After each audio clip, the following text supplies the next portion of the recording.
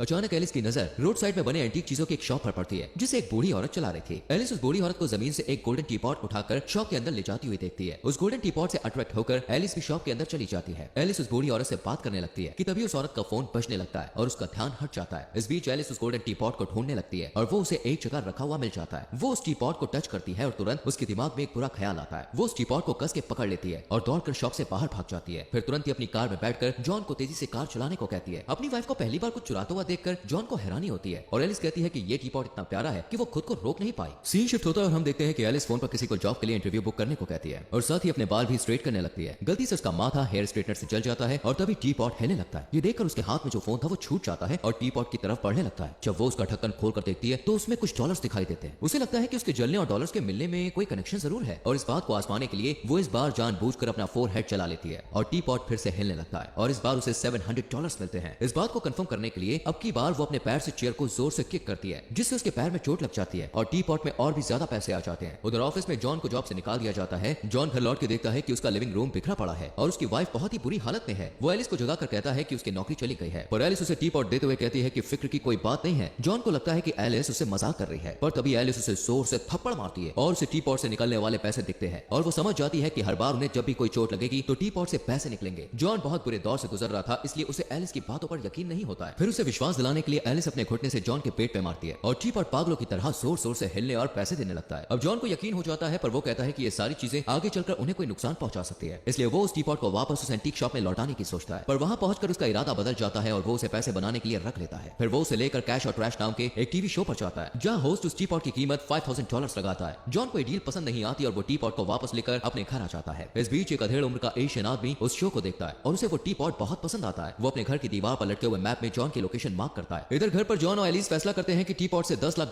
कमाने के बाद वो लोग रुक जाएंगे। फिर वो लोग अलग अलग तरीके से खुद को चोट पहुंचाने लगते हैं और बदले में टी पॉट से ढेर सारा पैसा कमाते हैं। पर उन्हें ये सब करते हुए तकलीफ के साथ मजा भी आता है क्योंकि खतरनाक तरीके से सेक्स करने पर भी उन्हें टी पॉट से पैसे मिलते हैं। अब एलिस और जॉन पूरी तरह से बदल जाते हैं। उनका रहन सहन, खाना पीना और कपड़े वगैरह सब कुछ अब चेंज हो जाता है और इस वजह से उनका मूड भी बहुत अच्छा रहने लगता है। एक दिन एलिस की माँ और बहन लंच पर उनके घर आती हैं तो ये सारे चेंजेस देखकर वो बिल्कुल हैरान हो जाती हैं कि जॉन की सेल्समैन की मामूली सी नौकरी में वो लोग इतनी अच्छी जिंदगी कैसे मैनेज कर रहे थे। कुछ समय तक सब कुछ ठीक ठाक चलता रहता है लेकिन एक दिन अचानक चोर जैसे दिखने वाले दो लोग उनके घर में जबरदस्ती घुस जाते हैं और जॉन को पीटते हुए उस टी पॉट के बारे में पूछते हैं और कहते हैं कि जब से वो टी पॉट खोया था तब से उनकी ग्रैंड माँ एक दिन भी चैन की नींद नहीं सो पाई थी और इसी सदमे में उनकी मौत हो गई। एलिस टी पॉट को तकिए के नीचे छुपा देती है और उनसे कहती है कि उन लोगों ने टी पॉट को बेच दिया है। इस पर वो गुंडे उससे उन पैसों की डिमांड करते हैं जो उन्होंने टी पॉट को बेचकर कमाए हैं। एलिस को लगता है कि वो उन्हें बेवकूफ बनाने में कामयाब हो गई है और जल्दी से वो सारे पैसे जॉन को दे देती है जो उन लोगों ने टी पॉट से कमाए थे। जॉन उन पैसों को गुंडों के हवाले कर देता है और वो लोग पैसे लेकर चले जाते हैं। इस घटना से एलिस और जॉन एकदम चौकन्ने हो जाते हैं और टी पॉट के बारे में और ज्यादा जानकारी पाने के लिए एक लाइब्रेरी में जाकर उससे रिलेटेड बुक ढूंढते हैं और उन्हें एक ऐसी बुक मिल जाती है जो कि जादुई चीजों और उनके इस्तेमाल के बारे में लिखी गई थी। एलिस की नजर उस बुक के एक पेज पर पड़ती है जिसमें उस जादुई टी पॉट के इस्तेमाल से होने वाले बुरे अंजामों के बारे में लिखा हुआ था। एलिस नहीं चाहती थी कि जॉन उस पेज को देखे इसलिए उसकी नजर बचाकर वो उस पेज को फाड़ देती है। कुछ सालों तक उनकी जिंदगी ऐश में गुजरती है। वो दोनों नई कार खरीदते हैं, पास ही एक पॉश एरिया में एक नया घर भी बनवाते हैं, महंगे महंगे कपड़ों से लेकर शानो शौकत की हर चीज खरीदते हैं और बड़े बड़े लोगों को अपनी पार्टीज में इनवाइट करते हैं। इस तरह उनकी जिंदगी बड़े ही आराम से बीत रही होती है कि एक दिन एक एशियन आदमी उनकी डोरबेल बजाता है और दरवाजा खोलने पर कहता है कि उसका नाम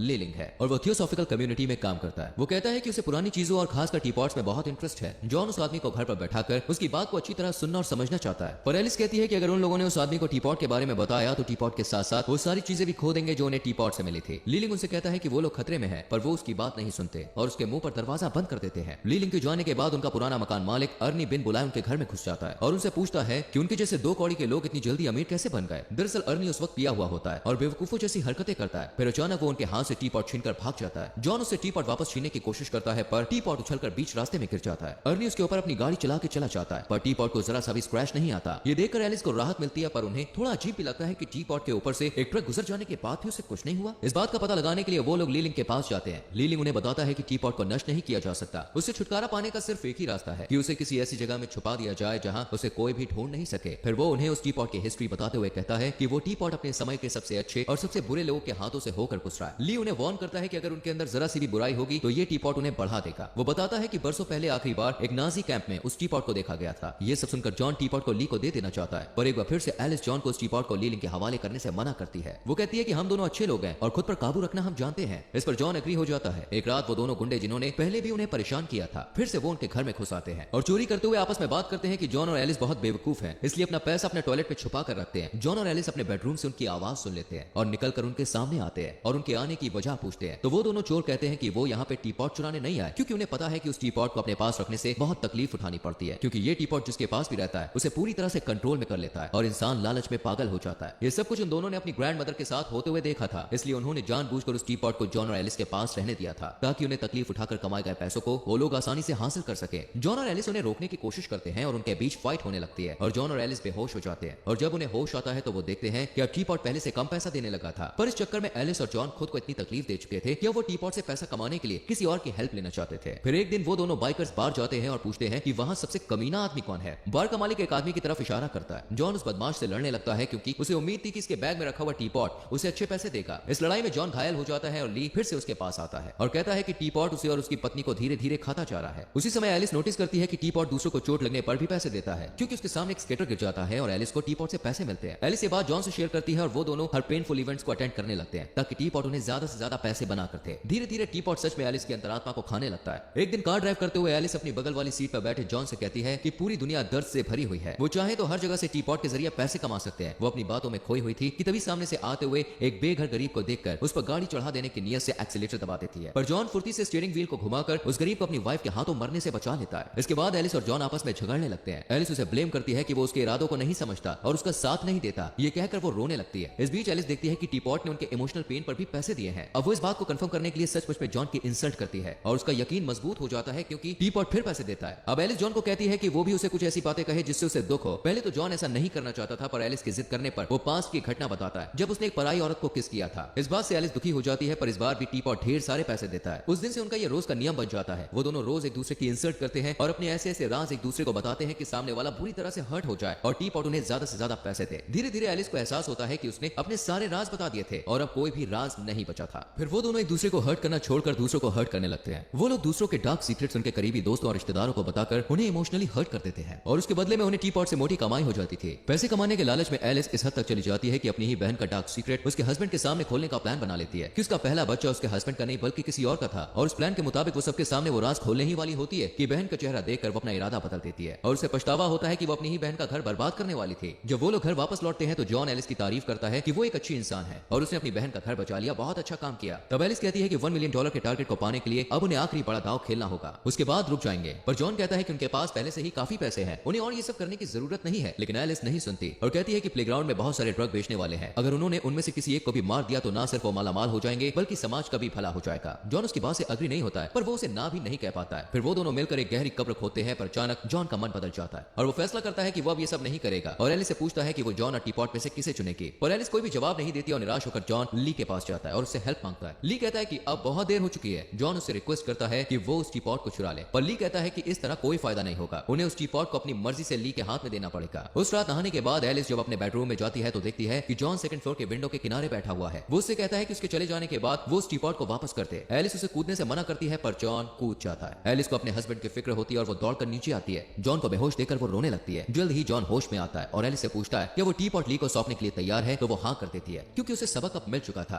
अगले दिन ली को टी पॉट सौंपने का फैसला करके वो दोनों सो जाते हैं। पर उस रात जब एलिस और जॉन अपने रूम में सो रहे होते हैं, उन्हें नीचे से कुछ आवाज सुनाई देती है। जॉन चेक करने के लिए नीचे जाता है तो देखता है कि उनका पुराना लैंडलॉर्ड अर्नी उस टी पॉट को चुराकर अपने साथ ले गया था। अर्नी टी पॉट का जादुई कमाल देखने के लिए खुद को हर्ट करता है और उसकी गर्लफ्रेंड भी पैसों के लिए खुद को चोट पहुंचाती है। जॉन और एलिस टी पॉट ली को सौंपना चाहते थे, इसलिए वो दोनों उसे लाने के लिए अर्नी के घर जाते हैं। उन चारों में फाइट होने लगती है। इसी बीच वो दोनों चोर भी टी पॉट को हासिल करने के लालच में वहां आ जाते हैं। एलिस को याद आता है कि जब वो दोनों चोर उनके घर पैसे चुराने आए थे तब उन्होंने उस टी पॉट को टच किया था और इसी वजह से वो टी पॉट से अट्रैक्ट होकर उसे चुराने आए थे। जॉन और एलिस की किस्मत अच्छी थी कि बाकी लोग पिस्टल्स और राइफल से एक दूसरे को घायल करके खुद ही ढेर हो जाते हैं। मैदान साफ देखकर जॉन और एलिस टी पॉट को उठा लेते हैं और उसे ले जाकर ली को दे देते हैं। ली उनकी तारीफ करते हुए कहता है कि पास में राजा रानी लोग भी उस टी पॉट के असर से बच नहीं पाए थे, लेकिन उन दोनों ने ये काम कर दिखाया। दोस्तों, उम्मीद करते हैं कि इस मूवी की हिंदी एक्सप्लेनेशन वीडियो आपको अच्छी लगी होगी। लाइक